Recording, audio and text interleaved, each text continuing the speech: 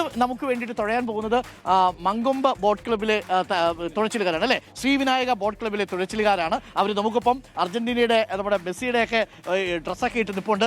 Hello, പൊളിക്കൂലേ? പള്ളാത്തുരുത്തിക്ക് അത്ര വരില്ലെങ്കിലും നമ്മളത്ര ചെറുതല്ല. ഞങ്ങൾ മോശക്കാരൊന്നും അല്ല, മോശക്കാരല്ലല്ലോ.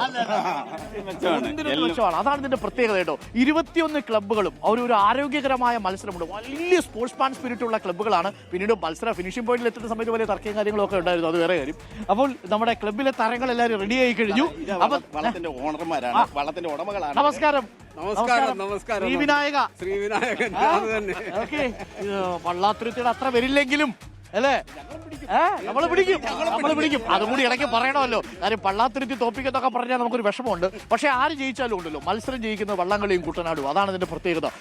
എത്ര മനുഷ്യരാണെന്നറിയോ ഇത് ഈ കളി കാണാൻ വരുന്നത്. പ്രിയപ്പെട്ട പ്രേക്ഷകർ ഈ പണ്ട് ദൂരദർശൻ കമന്ററി കണ്ടതുപോലെയൊന്നും അല്ല, നേരിട്ട് വന്ന് കാണണം കേട്ടോ. പുന്നമടക്കായലിനെ തീ പിടിപ്പിക്കും എന്നൊക്കെ പറഞ്ഞാൽ തീ പിടിച്ചിരിക്കും പ്രിയപ്പെട്ട പ്രേക്ഷകരെ.